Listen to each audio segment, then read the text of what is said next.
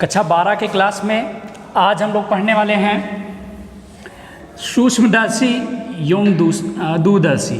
एक नया टॉपिक है। देखिए ये चैप्टर तो हमारा वही है जो चल रहा अभी तक, सूक्ष्मदर्शी एवं दूरदर्शी। ठीक है ना, ये अलग टॉपिक है, एक टॉपिक ये पढ़ना है हमको पूरा। देखिए बहुत ही आसान तरीके से पढ़ेंगे। आपके बोर्ड परीक्षा में इस टॉपिक से आपका 3 नंबर आने की संभावना है, जिसमें आपका सूक्ष्मदर्शी का पूरा व्याख्या पूछ सकता है या दूरदर्शी का पूरा व्याख्या पूछ सकता है, या एक नंबर के कुछ क्वेश्चंस हैं या न्यूमेरिकल है। ठीक है ना, तो चलिए कोशिश करते हैं कि अच्छे ढंग से आसानी से आप इस चैप्टर को कैसे ख़त्म कर सकते हैं। ठीक है ना, वीडियो को शुरू करने से पहले एक चीज़ और बताना चाहेंगे आप लोग को कि वीडियो को शेयर कर दिया कीजिए अपने दोस्तों के पास, और वीडियो शुरू से लेकर अंत तक देखा कीजिए, तब आपको हर चीज़ें क्लियर होंगी। ठीक है ना, हर चीज़ें आपको तभी समझ में आएंगी जब पूरा देखेंगे आप लोग। चलिए अब हम बात करते हैं इसमें। सबसे पहले सूक्ष्मदर्शी दूरदर्शी को पढ़ने से पहले हमें जानने की आवश्यकता है समंजन क्षमता। समंजन क्षमता क्या है, एक बार पढ़ाया जा चुका है, तो इसलिए यहाँ लिखाएंगे नहीं, आपको हम परिभाषा केवल बता दे रहे हैं। समंजन क्षमता का मतलब होता है जो हमारा नेत्र है, वो नेत्र का अंदर एक नेत्र लेंस के अंदर एक गुण पाया जाता है, वो अपने आप फोकस दूरी को क्या कर लेता है, घटा लेता और बढ़ा लेता है। तो मानव नेत्र लेंस द्वारा अपनी फोकस दूरी को बदलने की क्षमता को हम लोग क्या कहते हैं, नेत्र लेंस की समंजन क्षमता कहते हैं, या क्या कह सकते हैं, किसी लेंस द्वारा अपनी फोकस दूरी को कम अथवा अधिक करने की क्षमता को क्या कहते हैं, समंजन क्षमता कहते हैं। कोई दिक्कत तो नहीं यहाँ तक? ये पहले भी पढ़ा चुके, इसलिए यहाँ पर आपको नहीं पढ़ाएंगे, नहीं लिखाएंगे। यहाँ पर सबसे पहले हमें पढ़ना पहला टॉपिक दर्शन कोण। दर्शन कोण, विजुअल एंगल। विजुअल एंगल क्या होता है दर्शन कोण? बहुत ही सिंपल सी बात है। एक एग्जाम्पल में बात कर रहा हूँ। जैसे सूर्य के बारे में हम लोग जानते हैं, सूर्य बहुत बड़ा है, वो हमको छोटा क्यों दिखाई देता है कि नहीं? और हमारे सामने कोई दूसरी वस्तु आती है, जैसे ये मार्केट की हम बात कर लें, तो ये नज़दीक है, बड़ा दिखाई दे रहा है। क्या कारण है? तो ये जो छोटा और बड़ा दिखाई देने का तरीका है, कारण है, वो हम सीखते हैं दर्शन कोण की सहायता से। दर्शन कोण वह कोण होता है जो किसी वस्तु के द्वारा हमारी आंख पर बनाया गया कोण होता है। जैसे हम बात कर लेते हैं, ये एक वस्तु है, नज़दीक है, यहाँ पर हमारी आंख है, ठीक है, ऐसे मिला देते हैं। इस वस्तु के द्वारा जो कोण बना यहाँ पर, इसी कोण को क्या कहते हैं, दर्शन कोण कहते हैं। अब मान लीजिए यहाँ पर हम और बड़ी वस्तु ले लेते, लेकिन काफ़ी दूरी पर हमने ले लिया। अब यहाँ से दर्शन कोण अगर बनाने की बात करें, मिला दें, तो देखिए लगभग उतना ही कोण बन रहा है। इसी को अगर और दूर ले लें तो इससे छोटा कोण बनेगा। वो वस्तु तो बड़ी ही रहेगी, लेकिन देखिए कोण क्या हो जाएगा, छोटा हो जाएगा।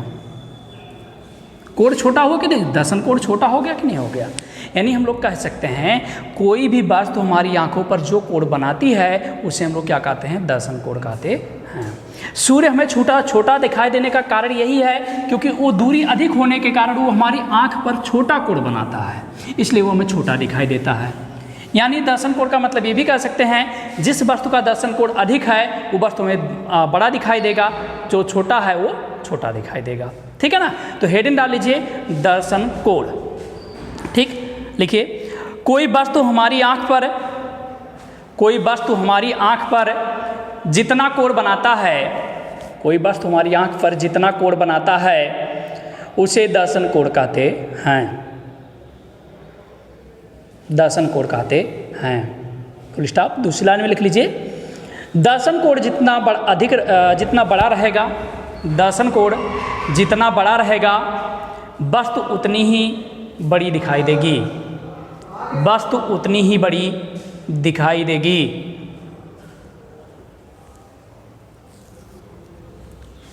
कोई दिक्कत? चलिए अब कुछ चीज़ों को और समझते हैं। पहले सुनिए आप लोग ध्यान से। देखिए हमें अब पढ़ना है प्रकाशिक यंत्र के बारे में।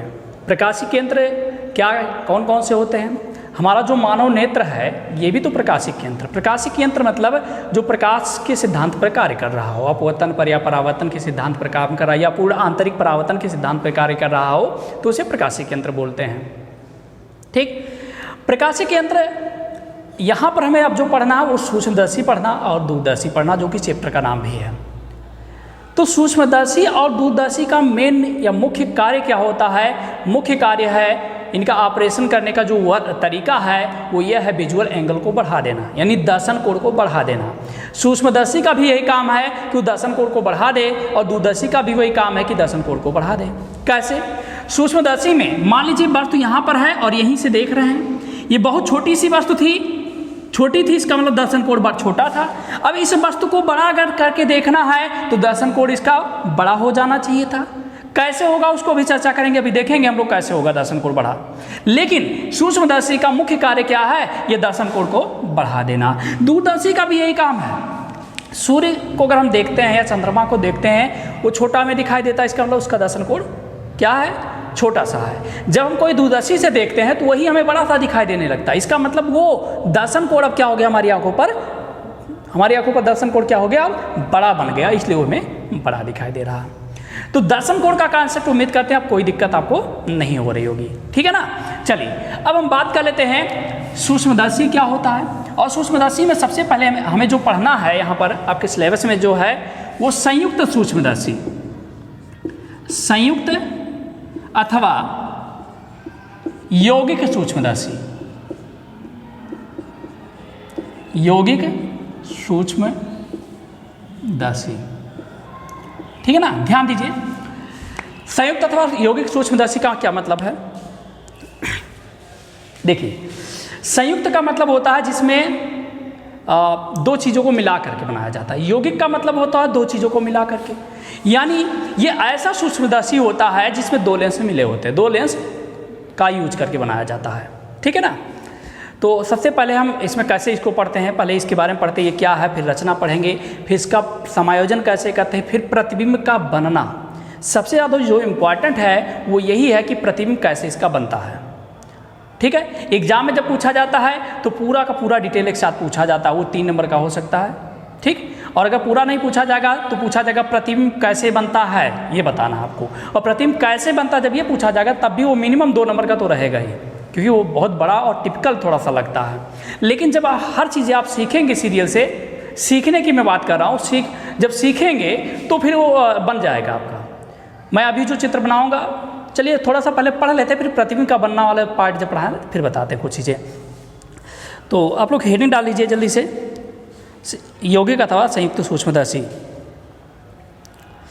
सूक्ष्मदर्शी हम लोग जानते हैं, सूक्ष्मदर्शी वह प्रकाशिक यंत्र होता है जो नज़दीक स्थित छोटी वस्तु का बड़ा प्रतिबिंब हमारी आँख पर बनाता है, या कह सकते हैं नज़दीक स्थित छोटी वस्तु का बड़ा दर्शन कोण हमारी आँख पर बनाता है, ठीक है ना, ऐसा हम लोग कह सकते हैं।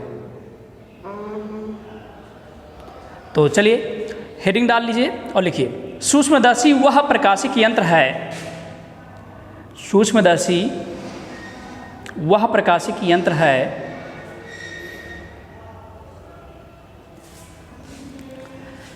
जो कि समीप की सूक्ष्म वस्तु का बड़ा प्रतिबिंब बनाता है, बड़ा प्रतिबिंब बनाता है। तो इसका मतलब दर्शन कोण बढ़ेगा कि घटेगा, कमेंट करके बताइए, ठीक। अगला हेडिंग डालिए, रचना। रचना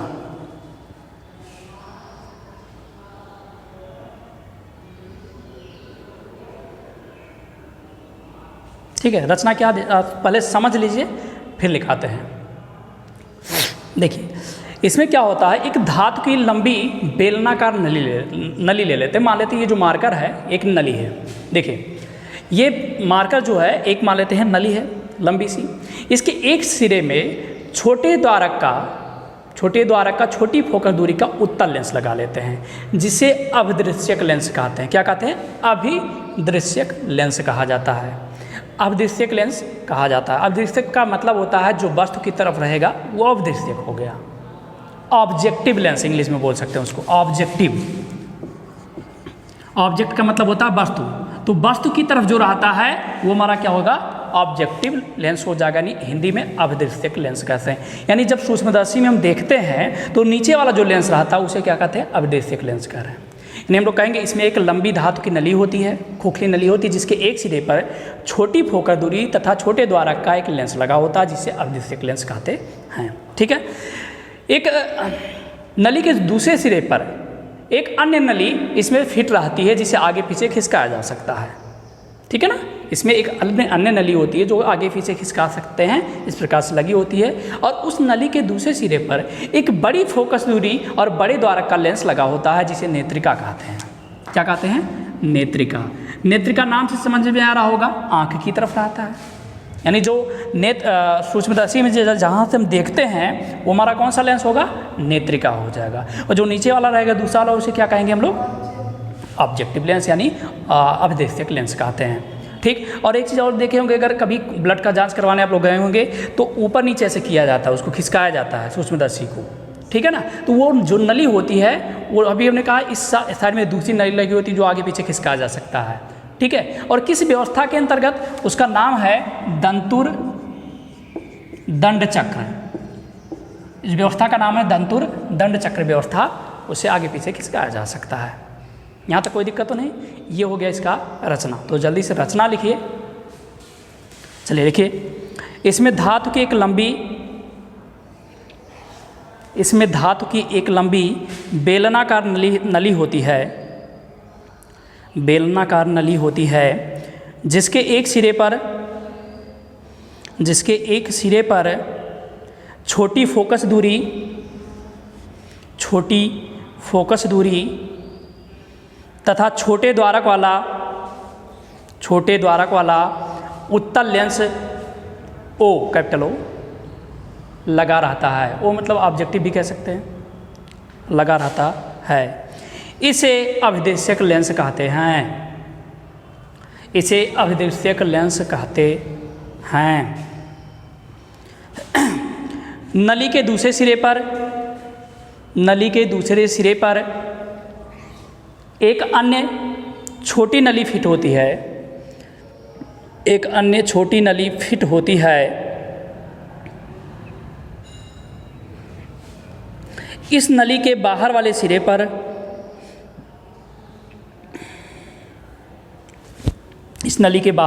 पर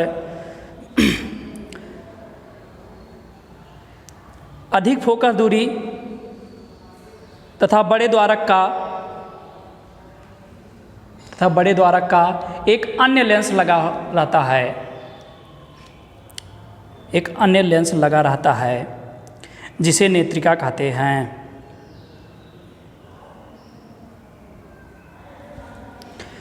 इसके फोकस पर क्रॉस तार लगे रहते हैं। अभी मैं बता देता हूँ क्या होता है। इसके फोकस पर क्रॉस तार लगे रहते हैं। पूरी नली को आगे पीछे खिसकाने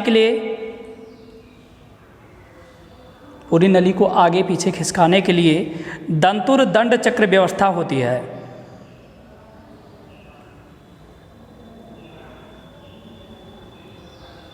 फुल स्टॉप। अब हम आगे पढ़ते हैं समायोजन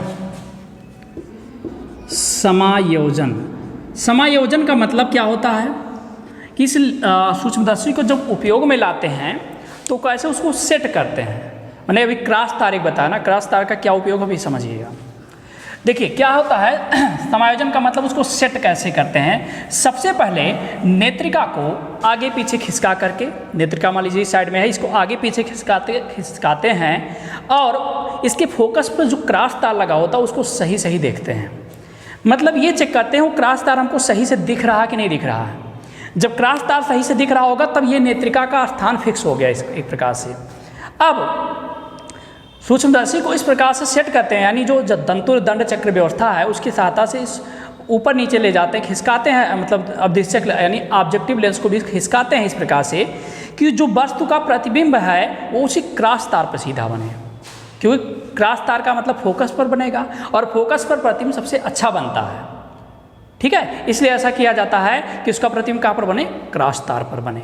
तो हेडिंग डाल लीजिए समायोजन, 4-5 लाइन है, इसको भी लिख लीजिए। मैं आपको बता दूं यूपी बोर्ड में अभी तक जो क्वेश्चन इसमें पूछा जाता था ज़्यादातर डिटेल्ड एक्सप्लेनेशन ही पूछा जाता था, लेकिन 2 साल से जिस प्रकार से सिलेबस बदला है तो मेरा अनुमान है डिटेल सिलेबस आपसे नहीं पूछा जाएगा। इसका जो प्रतिबिंब का बनना वाला पार्ट है वो आपका पूछा जा सकता है और न्यूमेरिकल पूछा जा सकता है।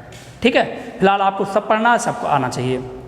तो लिखिए, पहले नेत्रिका को आगे पीछे खिसका कर पहले नेत्रिका को आगे पीछे खिसकाकर एक ऐसी स्थिति में रखते हैं, एक ऐसी स्थिति में रखते हैं कि उसमें देखने पर क्रॉस तार स्पष्ट दिखाई पड़े, क्रॉस तार स्पष्ट दिखाई पड़े। फिर वस्तु को अवदृश्यक लेंस के ठीक नीचे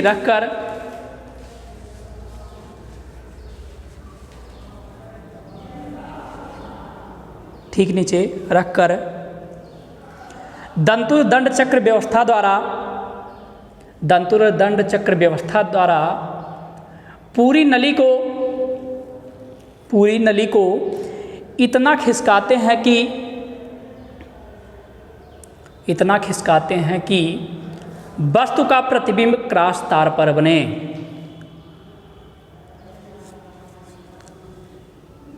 इस स्थिति में वस्तु का प्रतिबिंब स्पष्ट दिखाई देगा।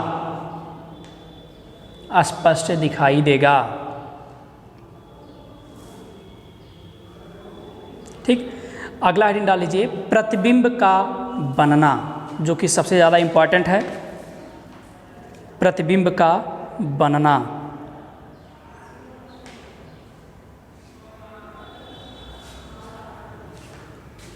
देखिए सबसे पहली बात तो ये आपको कहेंगे कि जब समझ में आपको आता है, जो भी पढ़ाया जा रहा है समझ में अगर आ रहा है, तो सबसे पहले शेयर करना आप सीखिए। वीडियो में शेयर का एक ऑप्शन बना होता है, उसको जब करेंगे तो आपको व्हाट्सएप पर, फेसबुक पर भी, तो जहाँ भी शेयर करना है आप उसको शेयर कर दिया कीजिए। व्हाट्सएप पर करते हैं अपने दोस्तों के पास तो अभी बढ़िया है। फेसबुक पर अगर किसी ग्रुप में जुड़े हुए हैं जो पढ़ाई से संबंधित है, उस ग्रुप में भी आप शेयर कर सकते हैं। ठीक है ना। कोचिंग के नाम से भी एक ग्रुप उस पर फेसबुक पे बना हुआ पेज, वहाँ पर भी जा कर के जुड़ सकते हैं आप ग्रुप में। कुछ बच्चे जुड़े भी हैं, वहाँ पर भी जुड़ सकते हैं। तो इससे क्या होता है ना, जब भी कोई कुछ चीज़ें मान लीजिए इंपॉर्टेंट सूचना देनी है तो वो सूचना हम उसी पर दे दिया करेंगे। चलिए अब हम बात करते हैं सूक्ष्मदर्शी का बनना कैसे होगा। देखिए क्या, बहुत ही ध्यान से समझिएगा, बड़ा चित्र है और ये कुछ लोगों को कठिन लगता है। उसका कारण है इसको कला की तरह कुछ लोग बनाते हैं। कला मतलब जैसे ऐसे लाइन खींच दी है, ऐसे खींचा तो ऐसे खींच दिए, ऐसे नहीं खींचना है। ये कौन सी लाइन कहाँ से जाएगी, हर लाइन का मतलब होता है, बिना उसके नहीं। अगर ये चीज़ें कला की तरह बनाएंगे तो पक्का है आपका गलत जाएगा। स्केल ले लीजिए, पेंसिल ले लीजिए, बनाइएगा। एक बार मैं बना रहा हूँ, सीखिए, अपना खुद बनाइए। और अब मुझे लगता है आपको परफेक्ट एकदम बनाना है चित्र, तो कम से कम 5 बार आप बनाइए इसको। 5 बार रफ में अलग अलग पेज में बनाइए तो परफेक्ट आपका बन जाएगा, नहीं तो एक बार में परफेक्ट तो नहीं बनेगा। ठीक, चलिए ये मान लेते हैं नली है। ठीक, इसमें यहाँ पर एक छोटे द्वारक और छोटे द्वारक और छोटी फोकस दूरी का एक उत्तल लेंस लगा दिया, जिसे क्या कहते हैं, ऑब्जेक्टिव लेंस, यानी क्या कहते हैं हम लोग, अवदेश्यक लेंस कहते हैं। ठीक, इसका फोकस की बात करें तो इसका एक फोकस इधर होगा। लेंस में 2 फोकस होता है ना, पता होगा सबको। इसको F0 मान लेते हैं, इसको F0 मान लेते हैं। O मतलब ऑब्जेक्टिव लेंस की फोकस दूरी, और डैश का मतलब प्रथम, और डैश नहीं लगा होता तो मेन या मुख्य फोकस दूरी कहते हैं उसे। ठीक है, क्या कहते हैं, यहाँ पर एक वस्तु रख देते हैं AB, छोटी सी वस्तु है, AB रख दिया हमने। इस वस्तु का हमें प्रतिबिंब बनाना है तो कैसे बनेगा। नेत्रिका भी कहीं होना चाहिए ना, नेत्रिका को चलिए बना देते हैं यहाँ कहीं।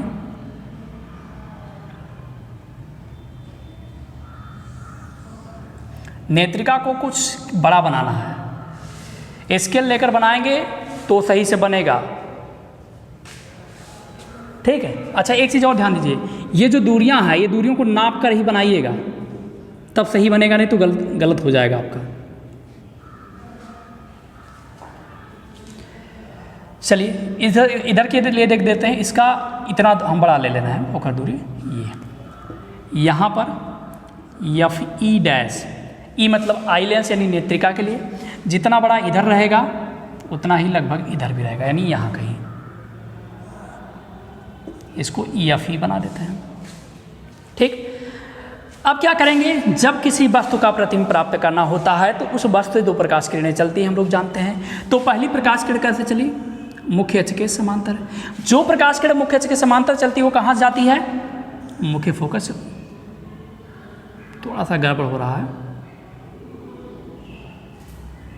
हमने कहा ना कि बनाने में गलती हो जाती है, ये दूर हमने बना दिया तो थोड़ा सा इसको और बढ़ा लेना चाहिए हमको। चलिए यहाँ कर देते हैं F4 डैश, और जितनी दूरी ये है उतनी ही दूरी यहाँ कहीं बना देते हैं F4।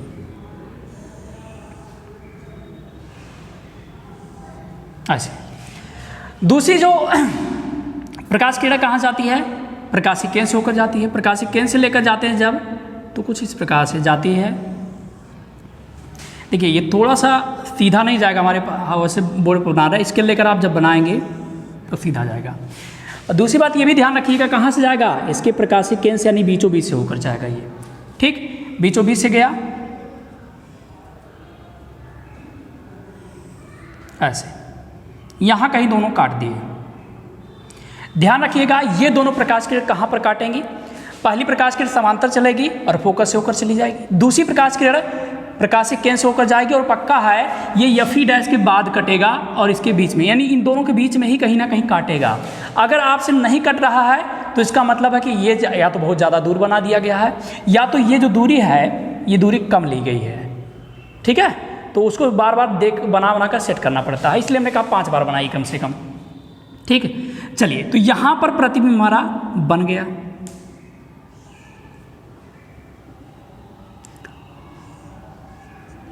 जिधर क्रॉस होता है वहीं पर तो तीर लगता है, ऐसे कुछ। चलिए अब इस AB का प्रतिबिंब यहाँ पर बन गया A डैश B डैश। ध्यान दीजिएगा, अब बताइए AB छोटा सा था, A डैश B डैश बड़ा हो गया कि नहीं बड़ा हो गया, लेकिन ये तो केवल इस अवदेशक लेंस के द्वारा बना हुआ है, आई लेंस यानी नेत्रिका लेंस के द्वारा भी नहीं बना, ठीक है। तो आई लेंस के द्वारा कैसे बनेगा, आई लेंस के द्वारा कैसे बनेगा, देखिए अब ये मानिए, आप सोचिए ये हमारा आई लेंस है, इसके सामने एक वस्तु रखी गई है, इसके सामने एक वस्तु रखी गई है। तो वस्तु रखी गई तो पहली प्रकाश किरण कैसे जाती है, मुख्य अक्ष के समांतर चलती है, जैसा कि दिख रहा है। और जो मुख्य अक्ष के समांतर चलती है वो कहाँ जाती है, फोकस से होकर चली जाती है। फोकस यहाँ पर दिखा दिया, ध्यान से समझिए। हमने क्या कहा कि ये वस्तु है इस लेंस के लिए, तो एक प्रकाश किरण मुख्य अक्ष के समांतर चलेगी, समांतर दिखा दिया। दूसरी प्रकाश किरण कहाँ जाती है, प्रकाशिक केंद्र से जाती है, इसका प्रकाशिक केंद्र यहाँ पर है, दिखा दीजिए ऐसे। अब ये देखिए ये दोनों प्रकाश किरणें कहीं एक दूसरे को काटेंगी, आगे आगे बढ़ते जाइए, कहीं काटेंगी, कहीं नहीं काट रही हैं। तो जब कहीं नहीं काट रही हैं तो इनका प्रतिबिंब आगे कहीं नहीं बनेगा, यानी इस वस्तु का प्रतिबिंब इधर कहीं नहीं बनेगा। तब क्या किया जाए, तो उन्हें बताया था अगर कहीं नहीं काट रही है तो पीछे बढ़ा देना चाहिए। हो सकता है पीछे बढ़ाने पर कहीं काट रहा हो तो इसको पीछे बढ़ा देते हैं। अब ये चित्र हमारा थोड़ा सा गड़बड़ बनता हुआ दिख रहा है,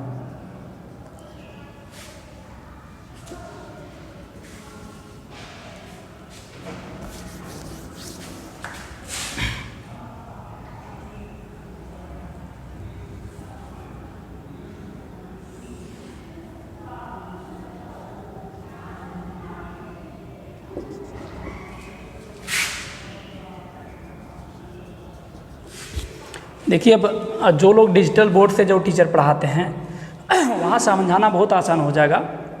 इसमें थोड़ा सा गड़बड़, सीधा नहीं है, तिरछा दिख रहा ना शायद ये, जबकि ये सीधा ही रहना चाहिए। स्केल होता तो एकदम सीधा बनता। इस वाले को भी सीधा बनाइए, इसको पीछे की तरफ लेकर आइए।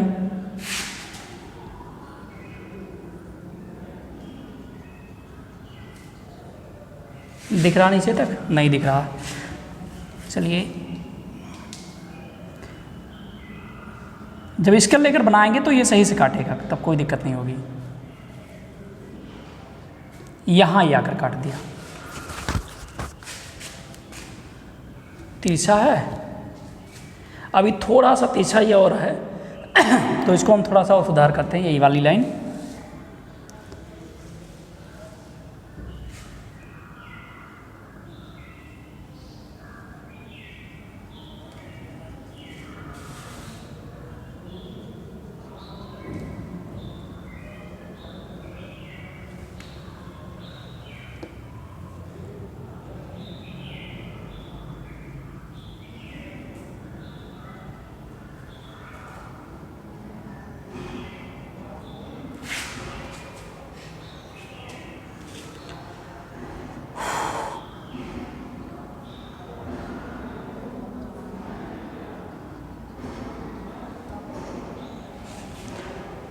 दिख नहीं रहा आप लोग को, थोड़ा सा हम सेट कर दे रहे हैं ऐसे। यहाँ मान लीजिए कहीं काट रहा है, जब स्केल लेकर बनाओगे तो एकदम सही से आकर यहीं पर काटेगा। ठीक, यहाँ काट रहा है, इसके मुख्य अक्ष से एक रेखा खींच दीजिए। ठीक, एक रेखा खींच दिया, इसको हम डॉट डॉट कर देंगे। इसे हम A डबल डैश और B डबल डैश नाम दे देते हैं। यानी ये AB का प्रतिबिंब इतना बड़ा यहाँ पर बन गया। सूक्ष्मदर्शी का काम क्या है? बहुत बड़ा बनाना प्रतिबिंब। तो प्रतिबिंब बहुत बड़ा बन गया कि नहीं? देखिए पहले यही था, इससे इतना बड़ा बना, अब उससे इतना बड़ा आकर के बन गया। नेत्रिका तो यही है, यहीं से ही तो कोई देख रहा है, यहाँ नेत्र है, इसमें से ये जो 2 लाइन है इसे भी हमें बढ़ा देना चाहिए। देखिए कई किसी किताब में बढ़ाकर दिखाया गया है, इसको पीछे बढ़ाकर यहीं आकर मिला सकते हैं या छोड़ दीजिए, कोई दिक्कत नहीं है। ऐसे ये पूरा प्रतिबिंब का बनना सिस्टम जो है पूरा हमने समझा दिया। और ऐसे ही हमारा सब कुछ बनता भी है। अब कुछ दूरियों को यहाँ पर दिखा देते हैं। देखिए सबसे पहले इस दूरी को क्या कहेंगे? वस्तु की दूरी को हम लोग U से डिनोट करते हैं। O की बात है तो UO लिख दें, यानी ऑब्जेक्टिव लेंस। प्रतिबिंब इसका कहाँ पर बना? इसके द्वारा अगर बनाने की बात करें तो कहाँ पर बना है? यहाँ पर प्रतिबिंब बना हुआ। अगर यहाँ पर बना है तो इसे हम लोग क्या कहेंगे? VO कहेंगे। क्या कहेंगे? VO। इसकी बात करें, ये फोकस दूरी रहेगा तो इसे FO कह सकते हैं। क्या कहेंगे? FO। ठीक है, इधर की बात करें तो इसे FE भी बोला जा सकता है, हमें जरूरत नहीं पड़ेगी तो नहीं यूज करेंगे इसको। और UE इसे कह सकते हैं, UE, क्योंकि ये जो है A डैश B डैश इसके लिए वस्तु का कार्य कर रहा है। और कैपिटल D कह देते हैं प्रतिबिंब को। दिख रहा नीचे कि नहीं? चलो, ये प्रतिबिंब जहाँ पर बना वहाँ तक की दूरी को क्या कहते हैं? D मतलब स्पष्ट दृष्टि की न्यूनतम दूरी। ठीक है ना? तो ये हो गया प्रतिबिंब का बनना पूरा टॉपिक। जल्दी से आप लोग चित्र बना लीजिए। तो चित्र बन गया अगर, बहुत अच्छी बात है। देखिए इसके आगे जो हमें पढ़ना है, यानी इसकी आवर्धन क्षमता पढ़ना। आवर्धन क्षमता तो वैसे हम जानते हैं, प्रतिबिंब की ऊंचाई बटे वस्तु की ऊंचाई या प्रतिबिंब की ऊंचाई वस्तु की ऊंचाई के अनुपात को हम आवर्धन क्षमता कहते हैं। लेकिन अब इसका आवर्धन क्षमता हमको पढ़ना है। इसकी आवर्धन क्षमता 2 कंडीशन बनती है, जब प्रतिबिंब वस्तु अनंत पर होता है या स्पष्ट दृष्टि की न्यूनतम दूरी पर प्रतिबिंब बनता है। तो वो सारी कंडीशन में हम न्यूमेरिकल करेंगे और वो आर्टिकल पूरा सॉल्व करने की आवश्यकता नहीं है, इसलिए नहीं सॉल्व करेंगे। अगले वीडियो में पढ़ेंगे और फिर से इस चित्र को एक बार हम फिर बनाएंगे, जिससे आप लोगों को समझना थोड़ा और आसान लगे। ठीक है ना? चलिए, तो चित्र बना करके कोशिश कीजिए, 2-3 बार बनाइए और आपका क्लियर चित्र बन भी जाएगा। मानव नेत्र का न्यूमेरिकल आपका वीडियो भेजा जा चुका है, आप पढ़ लीजिए। जितना न्यूमेरिकल पूरा वहाँ तक ख़त्म कीजिए पढ़ करके। ठीक है ना? चलिए।